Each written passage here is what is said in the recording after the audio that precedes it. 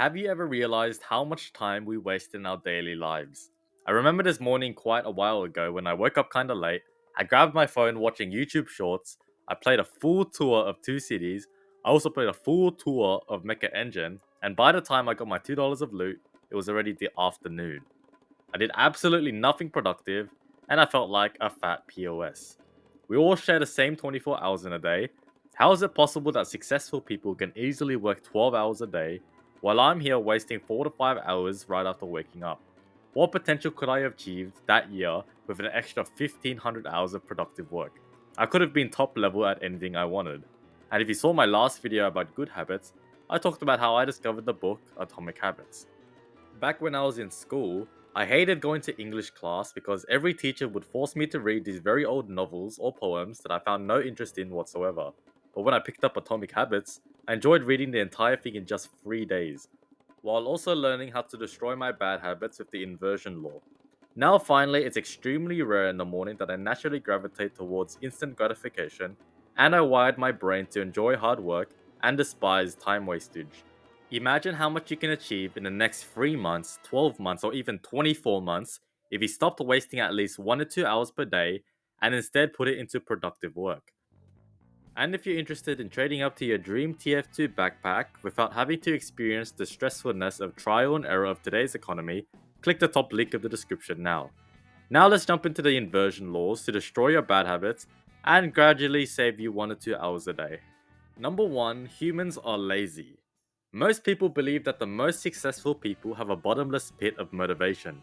All those top TF2 backpacks are either rich people or traders who are somehow motivated to trade 6 hours a day for 5 years straight. But truthfully, every human being is quite similar, regardless of their level of success. Scientists estimate that 40 to 50% of your waking hours are done out of complete habit, and the rest is motivation, discipline, and willpower. Yet the majority of people don't even know what these three words really mean, so I'll break it down first. Motivation is the desire to do something because you feel like it. Discipline is the skill of doing something even when you don't feel like it. Willpower is the skill of resisting temptations that negatively impact your future. And you can only have so much of all three before your habits start setting in again. Sure, you can level them up a bit, but it's impossible to be perfect. What really influences progression is the mindset and environment an individual is surrounded by. The average person tries going on a 30-day diet and then fails on day 2, because their motivation and willpower ran out whilst they lacked discipline. But the athlete improved their diet by 1% every week and completely avoided the temptation of candy instead of resisting it, and now they are fit and healthy for the rest of their lives. The average trader gives up before they make it big because they make an excuse that they have to focus on school or work simultaneously while they are wasting 2 to 3 hours a day on a screen. The top tier trader is still as lazy as the average trader, but they put themselves in a situation where trading is the priority because nothing else is as pleasurable to do, and over time their backpack grows. So in other words, everyone has roughly the same level of motivation, discipline, and willpower, but the top 1% of people who have the results you want just simply don't need to use it. Number 2, make it invisible. As I said in my last video, every habit starts with a cue, regardless if the habit is good or bad. You went on your phone for hours after waking up because it was right next to your pillow. But what if there was no cue? The habit cannot start then because there's no cue. You can't use your phone if it isn't there. This brings us on to reducing exposure. Remove the cues of your bad habits from your environment. So if you're struggling to find time to trade or do something productive, think of ways that you could remove the cues of your bad habits in your environment. If you need to do work on your laptop but your phone distracts you, simply put it into another room until you really need it. This will prevent mindless scrolling. If you get distracted trying to do your TF2 trading, unbookmark the distracting tabs, hide your most played games, and log out of unproductive websites while clearing your history and cookies data. This way, it's still possible to access those things you want, but your autopilot brain doesn't naturally gravitate towards what's easier, but instead you can focus on the task at hand without distractions. Always find ways to make your environment absent of any bad cues. Number 3, make it unattractive. Motivation and desire are the driving forces behind every habit. If you don't have enough of them, then you have no reason to act. And you don't really care about the habit itself, you only care about the change in state it delivers. Cigarette smokers don't really like smoking a cigarette, they crave the relief of stress it provides. You didn't want to scroll on social media, you just wanted to be entertained. The bodybuilder didn't want to lift heavy weights to damage his muscles, he just wanted to experience that pump. What desire truly is that urge to feel different because you associate your cues with an interpreted reward. But what if you interpreted the cues that drive your bad habits to be unattractive, therefore forcing you to have no reason to act upon the cues to the same degree? For example, you think you are quitting something, but you're not quitting anything because cigarettes do nothing for you. You think smoking is something you need to be social, but it's not. You can be social without smoking at all. You think smoking is about relieving stress, but it's not. Smoking does not relieve your stress, it destroys them. And when dozens of negative connotations towards your bad habit cues are repeated daily, you simply have no reason to waste your time on the activity. But instead, you can associate positive feelings towards your good habits, such as trading, to keep doing it. Trading in TF2 will help me build my dream backpack. Trading in TF2 will teach me a variety of skills linked to economics and finance. Trading in TF2 will level up my experience in negotiations. All in all, the pull towards any habit is in the mindset.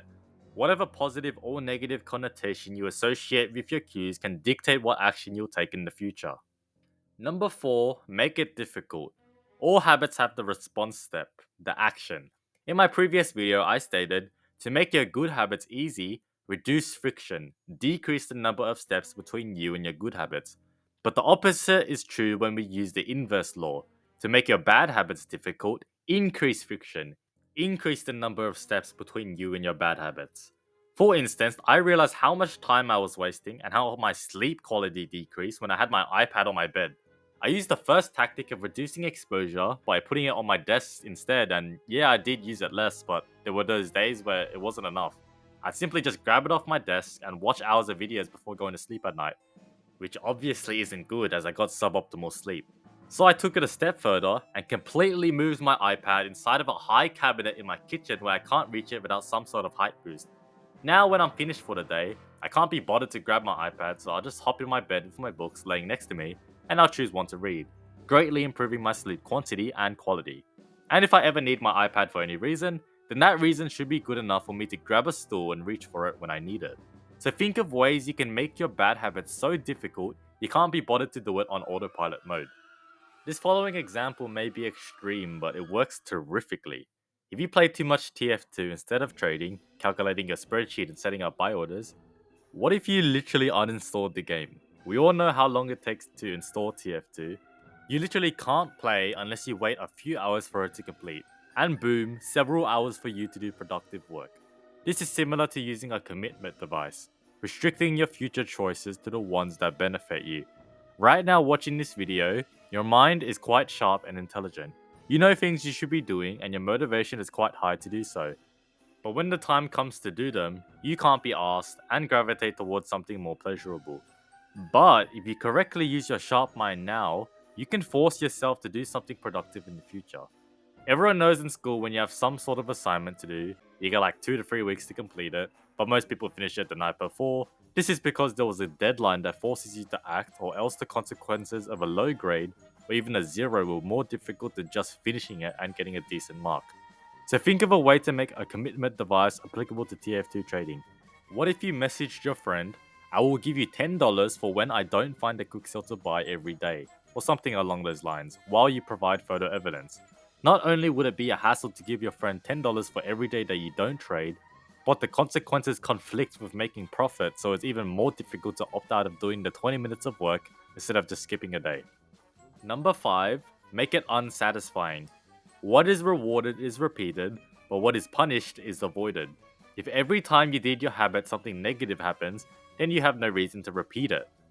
The easiest way to make something unsatisfying is to get an accountability partner. Ask someone to watch your behavior. For example, I have this fitness watch called a Whoop, and every time I open the app on my phone, it will immediately pop up with a journal that will ask questions like, did you read before bed? Did you eat enough protein? Did you use a screen before bed? Did you drink alcohol? Did you hydrate sufficiently? And it will track where I've gone wrong, and it uses AI to see how I can improve. Similarly, you could have a TF2 trading buddy or even just be a regular in a certain community and send a message saying that you've been slacking at doing your trades, and 95% of these people will help you get back on track. But also send messages of your winning moments. If you make big profit, share that. Truly like minded people will hype you up and it will encourage you to keep doing what you're doing. In summary, humans are lazy. Motivation is when you feel like doing something. Discipline is when you do something even when you don't feel like it. Willpower is when you've resisted temptation to do something. We all have the same level of motivation, discipline, and willpower, but the most successful people use it the least. The first inverse law of behavior change is make it invisible. Reduce exposure. Remove the cues of your bad habits from your environment. The second inverse law of behavior change is make it unattractive. Reframe your mindset. Highlight the benefits of avoiding your bad habits. The third inverse law of behavior change is make it difficult. Increase friction. Increase the number of steps between you and your bad habits. Also use a commitment device. Restrict your future choices now to the ones that benefit you. The last inverse law of behavior change is make it unsatisfying. Get an accountability partner. Ask someone to watch your behavior to make you act in the right way. By now, I hope you can at least find some ways to reduce the amount of time wasted on bad habits by 1 or 2 hours a day by following the 4 inverse laws of behavior change. It won't be easy at first, but you have the ability to incorporate this into your lifestyle. And remember, if you're interested in trading up to your dream TF2 backpack without having to experience the stressfulness of trial and error of today's economy, click the top link of the description now.